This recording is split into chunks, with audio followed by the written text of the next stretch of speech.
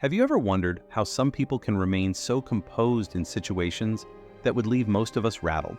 How they can face harsh criticism, unexpected setbacks, or even major life disruptions with a calm demeanor that seems almost superhuman?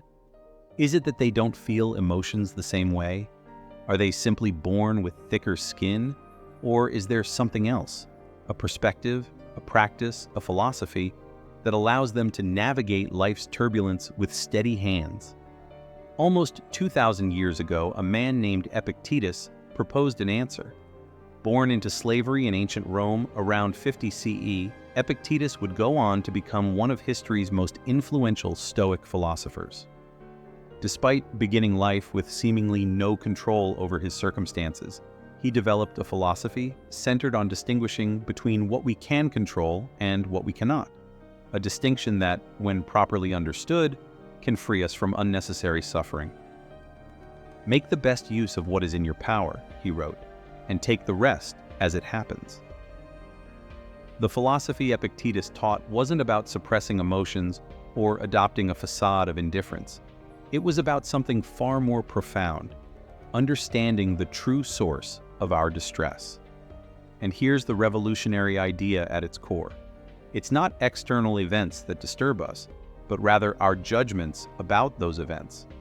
In his own words, men are disturbed not by things, but by the views which they take of them. Think about that for a moment. The traffic jam isn't inherently disturbing, it's your judgment that it will make you late, ruin your schedule, and reflect poorly on you that creates your distress. The criticism isn't inherently painful, it's your interpretation that it diminishes your worth or threatens your identity that causes you to suffer. But how exactly do we put this into practice? How do we learn to act as if nothing bothers us, not through forced stoicism or emotional repression, but through genuine philosophical understanding? Let's follow Alex for a day to see what this might look like in practice. Alex wakes up and immediately checks his phone. An email from his boss sent at 11:30 p.m. The presentation needs to be completely redone. The approach is all wrong. We'll discuss in the morning. Alex feels that familiar surge of adrenaline, the tightening in his chest. His mind races toward catastrophe. She hates my work. I might lose this account, maybe even my job. But then he pauses, remembering Epictetus. Is the email itself disturbing me, or is it my judgment about what it means? He takes a deep breath and thinks, the email is just information. My boss wants changes to the presentation. That's all I know for certain. The rest, fear, the anxiety, the story I'm creating, that's coming from me, not from the email. Some things are within our power, while others are not, Epictetus taught. Alex cannot control his boss's opinion of the presentation. He cannot control that changes are needed. What he can control is how he responds, the effort he puts into the revision, and most importantly, the judgment he makes about what this situation means. As Alex gets ready for work, he consciously shifts his focus. The presentation needs revision. That's a fact. How I handle this revision is within my power. I'll approach it as an opportunity to create something better. During his commute, Alex finds himself rehearsing the confrontation with his boss. In his mind, he sees her disappointed face, hears her criticizing his work ethic, pictures his colleagues whispering about his failure. Again, he catches himself. Am I disturbed by what has actually happened, or by what I'm imagining might happen? Epictetus would say, it is not things themselves that disturb men, but their judgments about these things. Alex realizes he's suffering from events that haven't even occurred, products entirely of his imagination. When he arrives at the office, his boss waves him into her office immediately. About the presentation, she begins, the client called yesterday evening with a completely new set of requirements. We need to pivot the entire approach. I know it's frustrating to start over, but that's how it goes sometimes. Not criticism, not disappointment in his work, just a change in client needs. Alex feels a wave of relief, followed by something else. The realization that whether the news had been good or bad, his morning would have been much more peaceful. if he hadn't created disturbing judgments about something he couldn't control.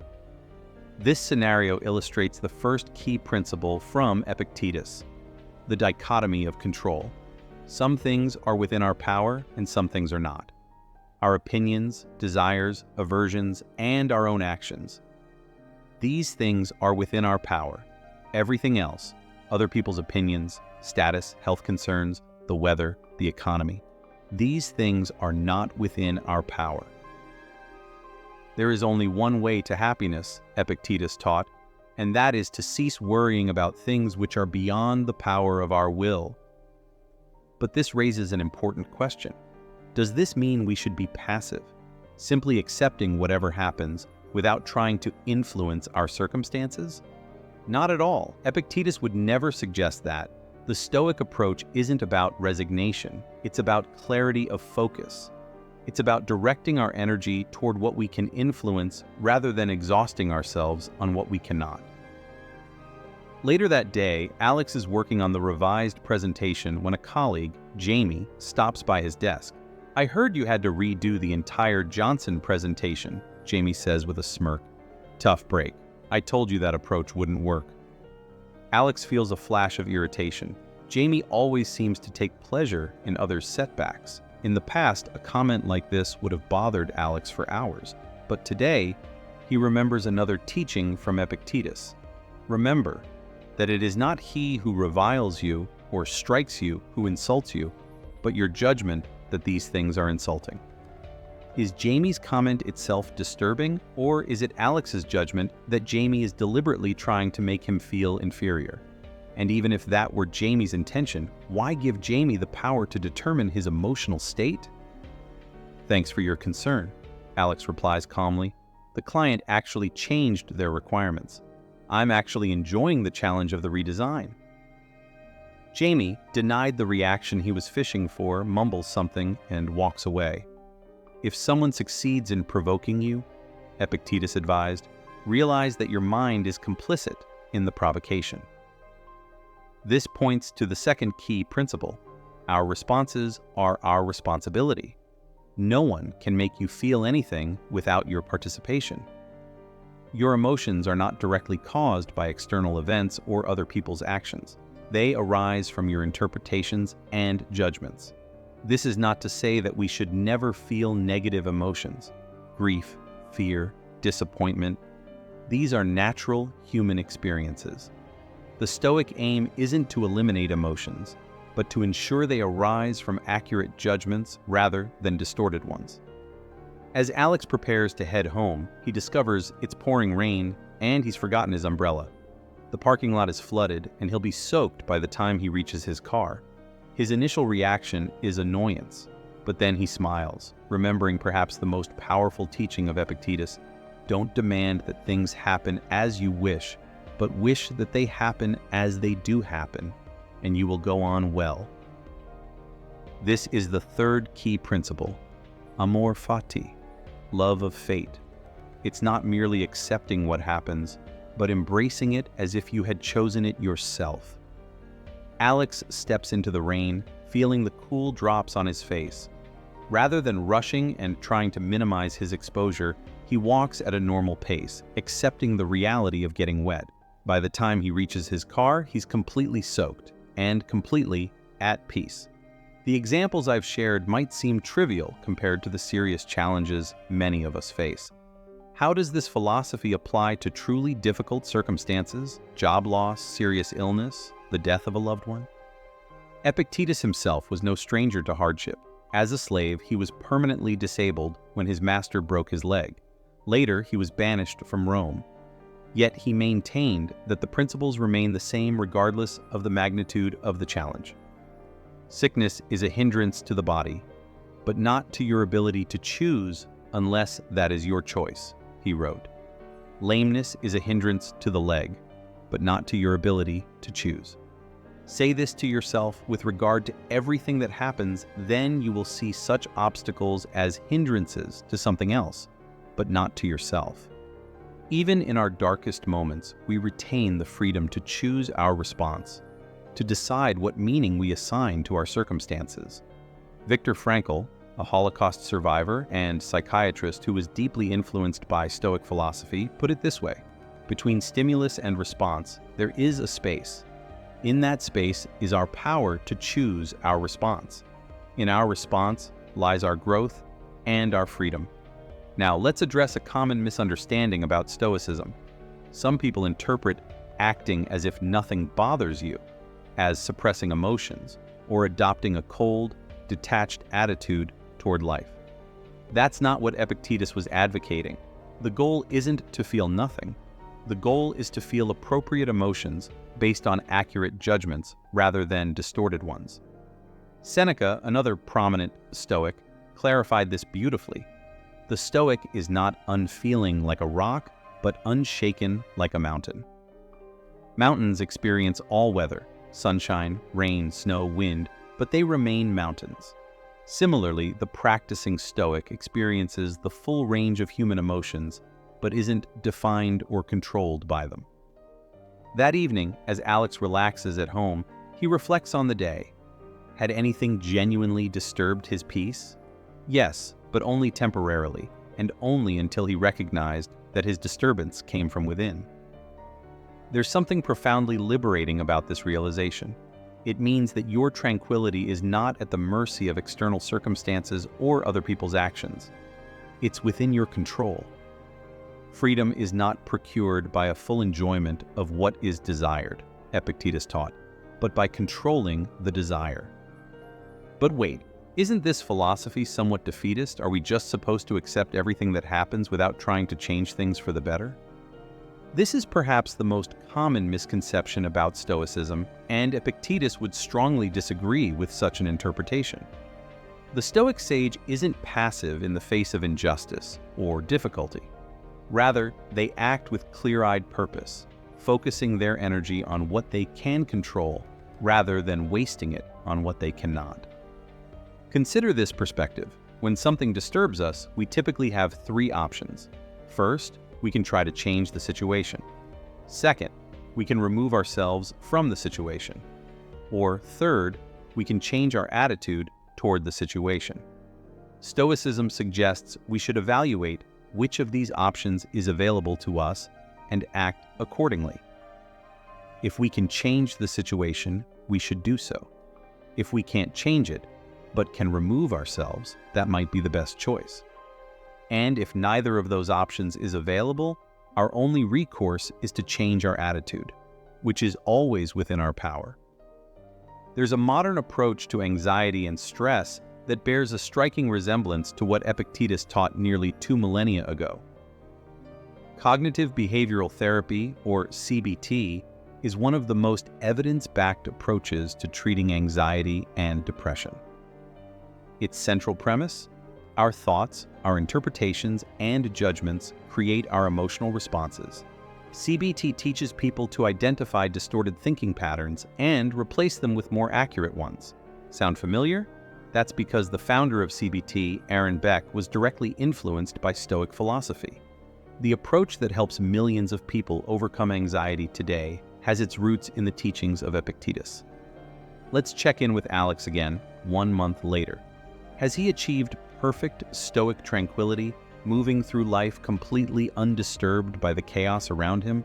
Of course not. That's not how this works. Practicing Stoicism isn't about achieving a perfect end state where nothing bothers you. It's a continuous practice, a daily effort to distinguish between what you can and cannot control, to recognize when your judgments are creating unnecessary suffering, and to focus your energy where it can be most effective. Some days Alex succeeds brilliantly. Other days he gets caught in spirals of worry or irritation before remembering to apply the principles. But over time, the space between stimulus and response grows larger. His first reaction is less often to catastrophize or take things personally. He spends less time disturbed by things beyond his control. And isn't that progress worth celebrating? You become what you give your attention to, Epictetus taught. If you give your attention to things you cannot control, you become anxious and frustrated. If you give your attention to responding wisely to what is within your control, you become more effective and at peace. So how do we begin this practice in our own lives? How do we learn to act as if nothing bothers us? First, we start with awareness. Throughout your day, whenever you feel disturbed, anxious, angry, frustrated, disappointed, pause and ask yourself, is this situation itself disturbing me, or is it my judgment about this situation? Next, apply the dichotomy of control. Ask yourself, what aspects of this situation can I control, and what aspects can I not control? Direct your energy toward the former and practice acceptance of the latter. Finally, choose your response deliberately rather than reacting automatically. Remember that between stimulus and response lies a space. And in that space is your freedom. In a world that seems increasingly chaotic and divisive, Epictetus offers us a path to inner freedom. Not freedom from challenging circumstances, those will always be part of life, but freedom from unnecessary suffering created by our own minds. Make the best use of what is in your power, he wrote, and take the rest as it happens. There's a profound peace in that perspective, not the shallow peace of avoiding difficulty, but the deeper peace that comes from facing life's challenges with clarity and equanimity. Imagine moving through your day, through your life, no longer at the mercy of every criticism, setback, or unexpected change. Imagine responding to difficult people and situations with composure rather than reactivity. Imagine the mental and emotional energy you would reclaim if you stopped suffering over things you cannot control. This is the freedom Epictetus promises.